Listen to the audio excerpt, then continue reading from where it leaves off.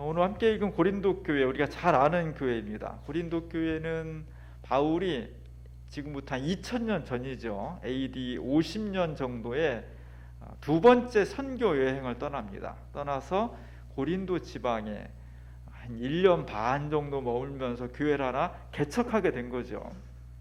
열심히 개척을 해서 교회가 잘 성장이 되었습니다. 고린도라는 도시가 원래 그리스의 항구 도시고요. 항구 도시니까 무역과 상업이 성하다 보니까 굉장히 번창한 도시였고 사람도 많고, 또 바울이 열심히 기도하면서 교회를 세웠으니까 잘 성장을 했습니다. 그리고 바울은 1년 반 정도 있다가 다시 이제 소아시아 지방으로 열심히 선교를 하기 위해서 떠났겠죠. 이 고린도서는 바울이 고린도를 떠나서 에베소라는 지방에 있으면서 쓴 편지입니다. 지도에 있는 것처럼 고린도는 그리스에 있고요, 에베소는 지금의 터키에 있습니다. 굉장히 먼 거리예요. 저 때는 다 걸어 다녔고, 그리고 별로 빠르지 않은 배를 타고 다녔기 때문에 굉장히 먼 거리에 있습니다. 소식을 잘 전할 수가 없죠. 지금 같으면 막 카톡을 보내고 막 화상 통화하고 금방 알 텐데, 옛날에는 다 인편을 통해서 들어야 되니까 어쩌다가 고린도에서 에베소로 오는 여행객들, 장사꾼들, 이런 사람들한테 막 기동량을 하면서 그곳에 교회가 하나 있는데 어떻게 됐냐고 막 그냥 갈급하고 궁금해서 막 물어보는 거죠. 그때 고린도 교회가 너무 행복합니다. 사람들이 너무 좋습니다. 교회가 날로 부흥하고 있고 좋은 소식이 막 들렸겠죠. 근데 또 한편 좋은 소식만 들렸겠어요? 안타까운 소식도 들렸습니다. 힘든 일도 있고, 교회가 시험에 들고 있고, 사람들이 지금 실망해서 안 나오는 사람도 있고, 아픈 사람도 있고. 그리고 특별히 사도 바울을 아프게 했던 것은 그 교회가 지금 분쟁에 휩싸여 있습니다. 패가 나눠져 가지고요, 서로 막 그냥 질투하고 서로 논쟁하고 싸우고 있습니다. 이런 소식을 들으니까 굉장히 안타까운 거죠. 아프고. 그런 마음으로 지금 쓰고 있는 거예요. 그리고 이 편지를 쓸 때 사도 바울은 자유의 몸으로 편안하게 앉아서 글을 쓰는 것이 아니라 감옥에 갇혀서, 본인도 되게 힘들고 어려운데 감옥에 갇혀서 지금 글을 쓰고 있는 겁니다. 오늘 제가 주보 그림으로 감옥에 갇혀 있는 바울이라는 렘브란트가 한 400년 전에 그린 그림을 그렸습니다. 전체적으로 좀 어둡죠. 저거는 진짜로 감옥이 전등도 없으니까 어두울 수도 있고요. 화가가 저 어두운 배경을 통해서 사도 바울의 지금 마음을 표현하고 있는 겁니다. 좋은 소식만 들렸으면 좋겠는데, 우리가 사랑하는 아이들, 가족들, 친구들로부터 좋은 소식만 들리면 좋은데 힘들고 어려운 소식 들으면 마음이 어둡죠. 사도 바울의 지금 마음이 어둡습니다. 걱정과 근심이 많습니다. 오늘 렘브란트는 사도 바울을, 감옥에 있는 사도 바울을 그리면서 좀 신발을 좀 독특하게 그렸어요. 가죽신을 신었는데 왼발은 완벽히 그 가죽신을 딱 정확하게 신어서 언제라도 지금 뛰어나가서 복음을 전할 수 있는 그런 채비를 완벽히 갖춰서 지금 당장으로 나갈 것 같죠. 반면에 오른발은 신발을 다 벗었어요. 맨 발을 드러냈습니다. 저것은 아마도 하나님 말씀을 증거하고 또 하나님의 부르심을 받아서 사명을 감당하는 사람들의 자세는 일반 사람들과 다르게, 마치 호렙산에서 모세가 그 옛날 출애굽의 거룩한 사명을 받을 때 떨기나무에 불꽃으로 오르는 하나님 앞에서 만났을 때 하나님께서 내 신발을 벗어라 이렇게 말합니다. 경건함과 경외로움, 두려움, 거룩함, 그런 사명인 거죠. 우리가 교회를 다닌다는 것은, 교회에서 맡은 사명은 아주 사소한 것일지라도 하나님 앞에서 부름받은 것이기 때문에 거룩하고 두렵고 떨리는 심정으로 감당을 해야 됩니다. 그가 지금 열심히 글을 쓰고 있습니다. 그의 침대에 보면은 이제까지 써놓은 그 책들이 되게 많아요. 두꺼운 책들이 많습니다. 업무가 많은 거죠. 왜냐하면 초대교회에서는 많은 일들이 있었기 때문에 사도 바울한테 묻기도 많이 했고 또 해결해야 될 문제도 많고 그걸 다 일일이 지금 같으면 뭐 메일 보내고 전화로 하면 되지만 이때는 다 편지를 써서 해야 됐거든요. 이만큼 쌓여 있습니다.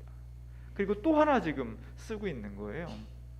저 말씀은 그냥 편하게 할 수 있는 말씀이 아니라 하나님께서 오늘 우리에게 어떤 말씀을 하고 있는지를 정말 깊이 기도하면서 성령 충만한 가운데 써야 됐기 때문에 말씀은 검과 같은 겁니다. 그래서 바울이 나올 때는 늘 그 검을 칼을 한 자로 이렇게 그려요. 같이 그려요.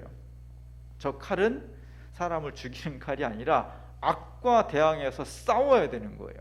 불의와 잘못된 것과 싸워서 인생과 역사를 바르게 세워야 될 거룩한 사명을 보여주고 있습니다. 그 일을 지금 사도 바울이 열심히 지금 쓰고 있는 겁니다. 근데 이 사도 바울의 얼굴을 렘브란트가 그릴 때 이마가 넓게 이렇게 많이 머리도 빠졌고요. 그리고 머리도 잘 안 빗었어요. 뭐 빗이 있는 것도 아니고 수염은 막 툭툭해서 이렇게 해서 지금 좀 깨재재한 모습이죠. 열심히 근데 글을 쓰다가 지금 사도 바울이 손가락을 입에 이렇게 대고 뭔가 골똘히 생각하는 거예요.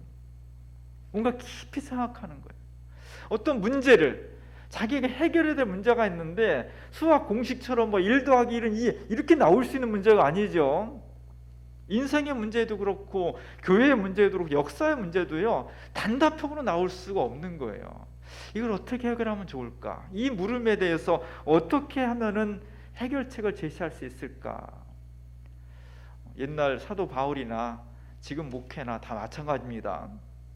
교회가 크든 작든 사람이 많든 적든 교회 공동체를 이룬다는 것은 대단히 고민스러운 부분들이 굉장히 많은 거예요.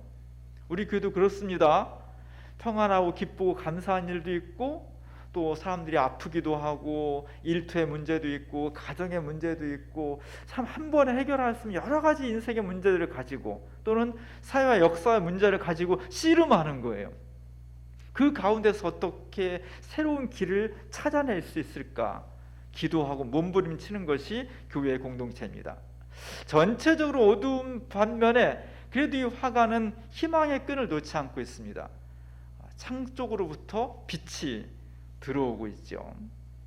감옥이니까 뭐 전체를 비추지는 못하고 있습니다. 그러나 아주 깜깜하지 않고 특별히 사도 바울의 뒷부분에다가 햇살이 들어오는 것을 배치하는 것을 통해서 지금 사도 바울이 고민하고 있고 힘들고는 있지만 이 문제가 아주 미해결되거나 불가능한 것이 아니라 곧 해결될 것 같은 그런 희망을 우리에게 불어 넣어주고 있습니다. 신앙이란 그런 겁니다. 예수 믿는다고 뭐 당장 내 인생과 가정이 획 바뀌고 역사가 혁명이 일어나고 그러지 않습니다.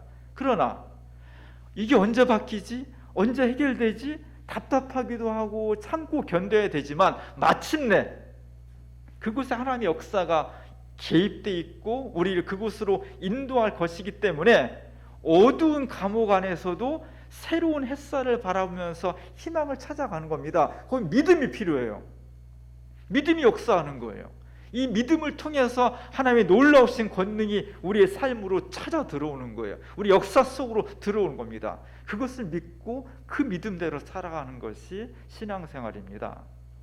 오늘 한국교회가 참 많은 어려움을 겪고 있습니다. 2000년 전에 처음 교회 문제로 힘들고 어려웠던 사도 바울의 감옥이라는 정말 어려운 현실 속에서 하나님께서 햇살을 주셨듯이 오늘 주민교회에 한국교회의 어려운 문제들을 해결해 나갈 수 있는 놀라운 역사가 일어날 수 있기를 함께 기도하면 좋겠습니다.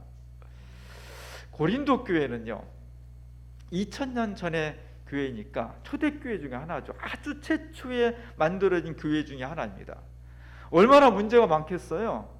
교리도 아직 정해지지 않았죠. 예전도 아직 정해지지 않았지. 교회 조직은 어떻게 해야 되는지, 어떤 문제가 발생했을 때 어떻게 해결해야 되는지 잘 갖춰지지 않았어요. 그냥 사도 바울이 예수님에 대한 은혜와 복음을 전하는 마음으로 사람들만 모아가지고 예배드리고 하나님 말씀 전하고 그리고 떠날 수밖에 없었어요. 더 많은 일을 해야 되니까. 남겨진 사람들은 사도 바울이란 걸출한 지도자 없이 자기네끼리 공동체를 만들어 가야 되는데 별의별 일들이 많이 생기는 거예요. 특별히 성경도 없고요, 교리 체계도 없고, 무슨 규정도 없어요. 그러다 어떤 일이 생기면 서로 의견이 하나가 되면 좋은데 사안에 따라서 의견이 다를 수 있잖아요. 다르면 충돌이 생겨요. 그래서 막 분파가 생기는 거예요. 특별히 고린도 교회는 2000년 전에 그리스 지방에는 어떤 흐름이 있었냐면 어떤 그 열광적인 신비주의가 있었어요. 막 모여가지고 막 신비한 체험들을 막 하잖아요. 교회 내에서는 막 방언도 막 하고요. 어떤 사람은 막 입신도 하고, 어떤 사람들은 막 기적을 일으켰다 그러고, 막 그런 사람들이 고린도 교회에 굉장히 많이 큰 세력을 형성하고 있었던 거예요. 사실 사도 바울이 목숨을 걸고 전하고자 했던 그 복음은 이런 것들을 포함하지만 이런 것들에 머물지 않습니다. 그러니까 이런 신앙을 가지면 어떤 특징이 일어나냐면 세상의 사회 문제, 역사에 무관심하게 돼. 입신하면요, 천국을 보잖아요. 세상에 내려오고 싶지가 않아요. 이제 그런 신앙의 성격이 사회와 역사에 무책임하게 돼요. 사도 바울이 목숨을 걸면서까지 전하고자 했던 복음의 핵심은 예수 그리스도가 십자가 달려 죽으심을 통해서 그 은혜를 받은 우리들이 삶이 변하고, 우리가 살아가는 역사를 변화시키고 사회를 새롭게 공의롭게 사랑이 넘치는 사회로 바꿔나가자. 그것에 하나님의 능력이 있다. 이 복음입니다. 근데 고린도 교회 일부 사람들이 우리는 천국이 좋사오니, 우리는 그냥 방언만 하는 게 좋사오니, 이런 것에 너무 경도돼 있었다는 거예요. 그래서 이 고린도 13장에 보면 똑같은 고린도 교회인데, 고린도서인데 우리가 너무나 잘 알고 있는 사랑장이라는 게 있습니다. 사랑장. 그 사랑장이 쭉 읽어보면 어떤 얘기가 나와요? 방언도 폐하고 기정도 폐하고, 방언, 기적 이런 것이 잘못된 것이 아니라 그게 진짜 살아나려면 구체적으로 사람을 사랑하고 실천하는 그런 것들이 밑받침되어 있지 않으면 공허한 거다. 그런 이야기를 강력하게 해주고 있는 겁니다. 다시 말하면 사도 바울은 지금은 2000년 기독교 역사에서 예수님 다음에 가장 중요한 인물이 누구냐? 개신교에서는 사도 바울이에요. 캐톨릭에서는 베드로고요. 그래서 베드로와 사도 바울은 늘 양축이에요. 너무나 중요한 사람이에요. 근데 2000년 전에는 그렇지 않았다는 거죠. 어떤 예루살렘에서 온 바울이라는 사람이 복음을 막 전하는데 저게 맞는 것 같기도 하고 틀리는 것 같기도 하고, 그를 따르는 사람도 있고 강력하게 또 반대하는 사람도 있는 거예요. 오늘 고린도 교회에 사도 바울을 강력하게 반대하는 적대자들이 있었다는 거예요. 사도 바울의 논쟁하면서 사도 바울을 공격하는 사람들이 있었다는 겁니다. 그러면 사람이 서로 싸우다 보면 어떻게 돼요? 사안은 사실은 예수님 어떻게 잘 믿어야 되냐, 신앙이 뭐냐 이거 갖고 싸우게 되는데, 나중에 싸움이 막 번지다 보면 인격적인 공격을 하게 돼요. 인격적인 공격을 하게 돼요. 그러면서 사도 바울에 대해서 이 적대자들이, 저 바울이라는 사람은 12제자도 아니었어. 저 바울이라는 사람은 제대로 예수님을 따라간 사람도 아니었고, 저 사람은 지금 천막을 제조하면서 사는 사람이야. 더 나아가서는 저 사람 너무 못생겼어. 이런 얘기까지 막 하면서 사도 바울의 권위를 떨어뜨리려고, 사도 바울의 권위를 부정하고 깎아내리는 사람들이 굉장히 많이 있었다는 거예요. 교회 공동체는요, 권위가 굉장히 중요해요. 교회는 돈이 없어도 교회가 무너지지 않습니다. 교회는요, 건물이 없어도 길거리에 모여도 교회가 불편할 뿐이지 무너지진 않아요. 그러나 교회가 아무리 크고 부유하고 건물이 아름다워도 권위 체계가 서 있지 않으면 교회가 무질서에 빠져요. 혼란스러워요. 우리는 고린도 교회가 권위의 부재 현상을 겪게 되는 겁니다. 그래서 로마 캐톨릭은 교황이라는 절대적인 권위책을 가지고 있고요, 개신교는 이 로마 교황청이 너무 부패하다 보니까 종교개혁이 일어난 거잖아요. 개신교는 교황 대신에 성경을 하나님 말씀을 가장 권위의 자리에 올려놓은 겁니다. 교회는 그런 거예요. 그래서 교회에서의 권위가 형성돼 있으면 교회가 가난하고 힘들어도 행복할 수 있고 가능성이 있습니다. 근데 그 권위체가 무너지면 되게 어려워져요, 교회가. 오늘 제가 우리 주민교회 와서 제가 목회자로서 권위를 가지고 있습니다. 제가 여러분보다 나이가 훨씬 많거나 똑똑하거나 잘생겨가지고 권위가 있는 게 아니고요, 하나님께로부터 받은 말씀의 사명이 있기 때문에 그것을 여러분들이 인정해 주니까, 받아들여 주니까, 그래도 목사가 한마디 하면 무시하진 않잖아요. 그 말씀을 잘 받아들이려고 하잖아요. 이게 권위거든요. 오늘 사도 바울이 하나님 말씀이 이런 겁니다. 우리가 정말 예수를 믿고 예수님 십자가의 은총을 통해서 열심히 살아야 되고 세계를 구원해야 됩니다, 이렇게 말할 때 많은 사람이 그걸 받아들였는데 고린도 교회 일부 사람들은 난 안 받아들여. 난 바울의 권위 인정할 수 없어. 왜냐하면 저 사람 12사도도 아니었고, 저 사람 뭐 천막이나 지금 만들고 있는데 뭘 알겠어. 저렇게 못생기고 말도 잘 못하는 사람이 난 안 믿어. 이렇게 바울의 권위를 무시하는 그런 사람들이 있었다는 거예요. 거기에 대해서 오늘 사도 바울이 오늘 함께 읽은 부분이 거기에 대해서 대답한 겁니다. 사도 바울이. 이 본문이 그런 내용이에요. 오늘 보면은 13절 15절까지 보면 개역성이 좀 어렵게 돼 있어. 이게 무슨 말인가 잘 못 알아듣게 돼 있어요. 표준 사번역으로 읽어볼게요. 성전에서 일하는 사람은 성전에서 나는 것을 먹고, 제단을 맡아보는 사람은 제단 제물을 나누어 가진다는 것을 여러분은 알지 못합니까? 이와 같이 주께서도 복음을 전하는 이들에게는 복음을 전하는 일로 살아가라고 지시하셨습니다. 그러나 나는 이런 권리를 조금도 쓰지 않았습니다. 구약 시대의 예배는 제사였잖아요. 그래서 다른 지파들한테 다 땅을 나눠주는데 성전을 관리하고 운영하는 레위 지파는 땅을 안 나눠주고 그 대신 사람들이 재물을 가지고 오면 그 중에 일부를 나눠줘서 먹고 살 수 있게 했잖아요. 그리고 이게 발달이 돼서 아론의 후손들이 제사장이 됐을 때는, 제사장은 매일 제사를 집례하고 예배를 주관해야 되는데 농사짓고 사냥할 기회가 없잖아요. 그러니까 제물 중에서, 하나님께 바친 제물 중에서 제사장에게 먹을 것을 줌으로써 생활할 수 있게 했습니다. 이게 전통이에요. 그리고 예수님께서도 복음 전하는 사역자들에게 교인들을 통해서 헌금을 해서 설교자들, 전도자들을 생활할 수 있도록 해줘라. 이거 주님의 뜻이라는 거예요. 그런데 사도 바울은 자기는 그렇게 하지 않았다는 겁니다. 어떤 게 더 쉬워요? 어떤 게 더 쉬워요?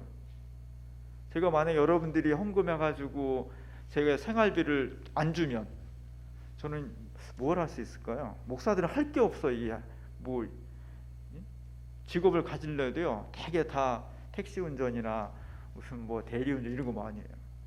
목회가 되겠습니까? 잘 안 되죠. 힘들죠. 그럼에도 불구하고 오늘 사도 바울은 하도 사람들이 너는 왜 천막 치는 노동을 하면서 뭘 안다고 말하, 이렇게 공격을 하니까 내가 마땅히 고린도 교인들이 주는 생활비를 갖고 사는 것이 옳고 흉이 안 되고 그것이 당연함에도 불구하고 자기는 그것이 그렇게 하지 않았다는 거예요. 더 어려운 것을 선택했다는 겁니다. 왜? 고린도 교회가 개척교회고 교회 재정이 풍부하지 않으니까 그렇게 한 거겠죠. 자기는 당연히 이렇게 더 쉬운 길을 선택할 수 있음에도 불구하고 일부러 어려운 길을 선택했다는 겁니다. 바울의 권위는 여기서 나오는 거였어요. 그러니까 사도 바울을 적대자들이 너는 제자도 아니고 말도 잘 못하고, 글은 잘 썼지만 말도 잘 못하고 외모도 출중하지 못하고 거기다가 또 천막 노동하면서 뭘 안다고 그래, 저 사람 말 이렇게 권위가 없는 거, 이렇게 공격할 때 사도 바울은 그렇습니다.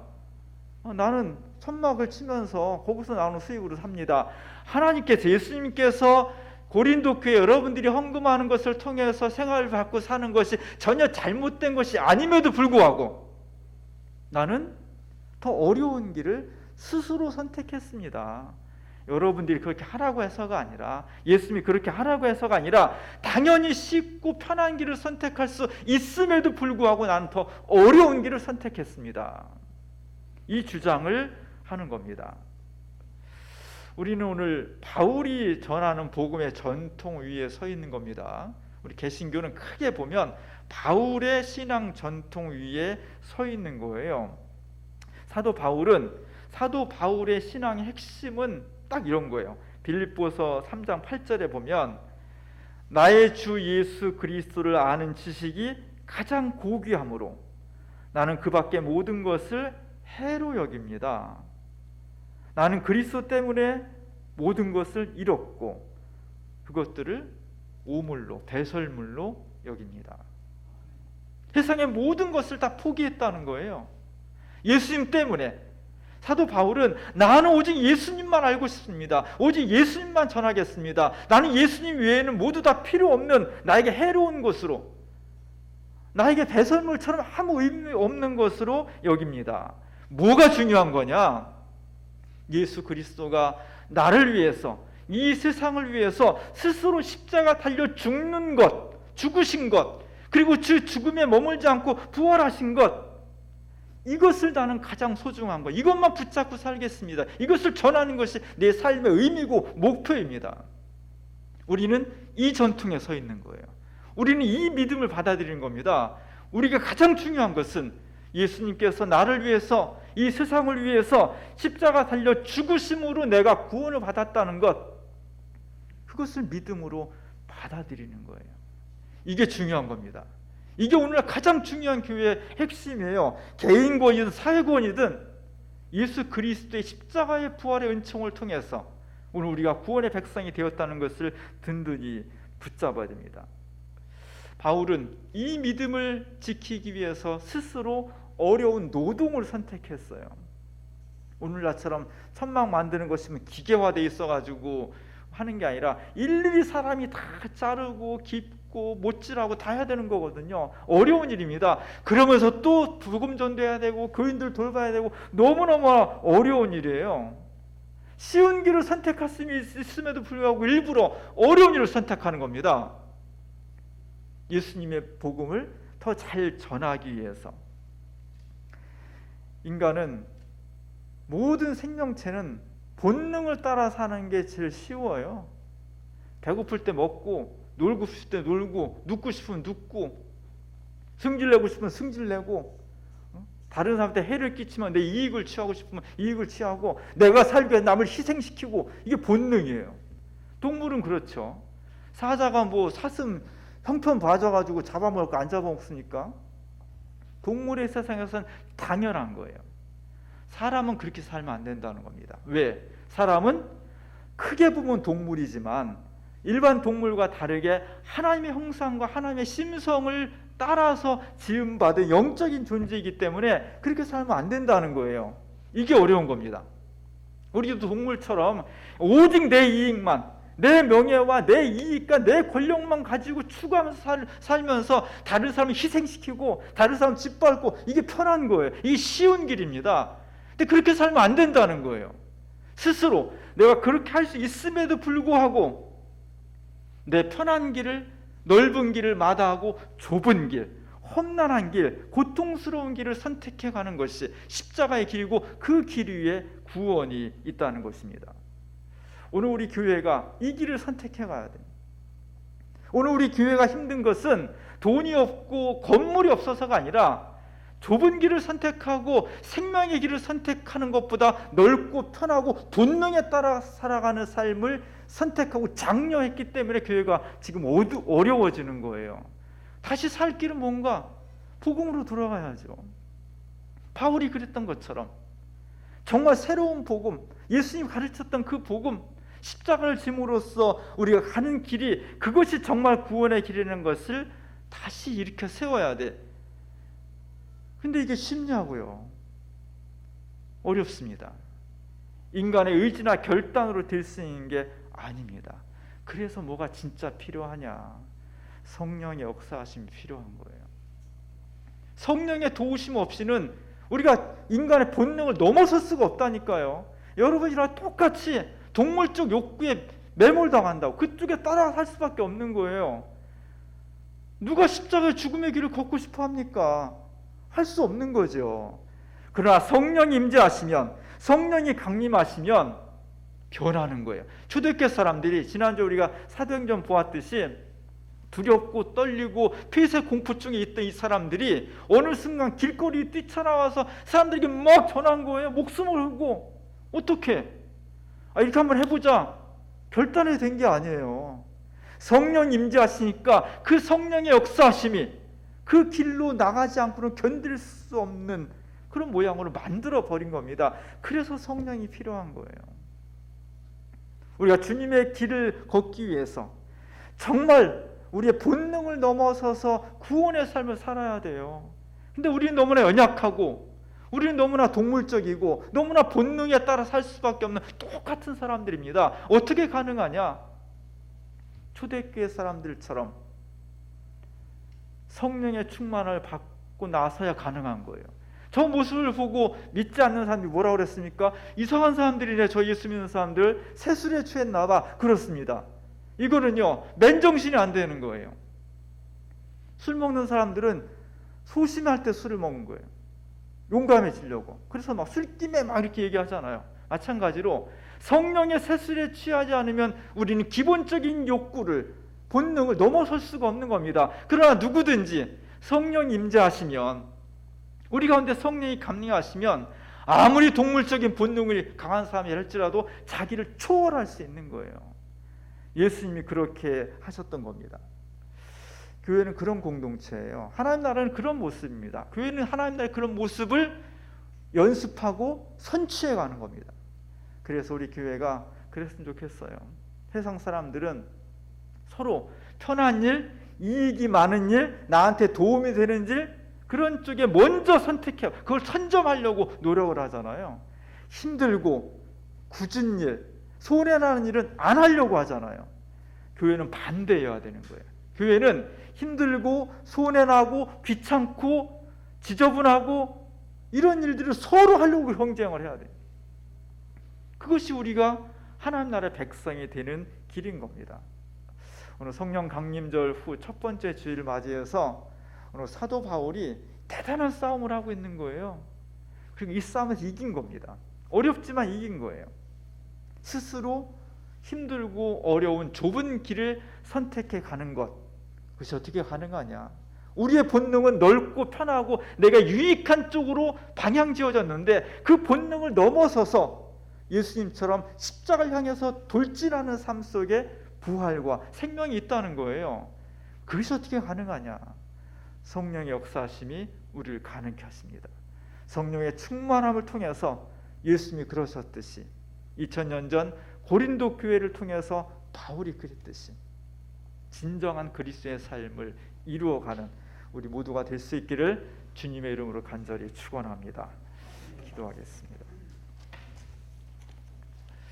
은혜로우신 하나님, 우리도 똑같이 편하고 싶고 많은 것을 가지고 싶고 누리고 싶고 다른 사람의 생명을 희생시키면서까지도 내 이익을 추구하는 그런 본능에 사로잡혀 있는 사람들입니다. 이런 저희들이 예수 그리스도의 십자가와 부활에 동참한다는 것이 사실은 불가능합니다. 그럼에도 오늘 사도 바울이 일부러 힘들고 어려운 일을 선택했듯이 예수 믿는 저희들 주 예수의 이름으로 그리스도의 십자가와 부활에 참여할 수 있도록 도와주옵소서. 우리의 생각과 결단과 수련으로 될 수 있는 것이 아니라 성령의 인도하심과 역사하심과 충만하심을 통해서만 가능한 줄 믿사오니 오늘 저희들에게 초대교회에 내렸던 성령의 역사를 내리워 주옵소서. 예수님의 이름으로 간절히 기도합니다. 아멘.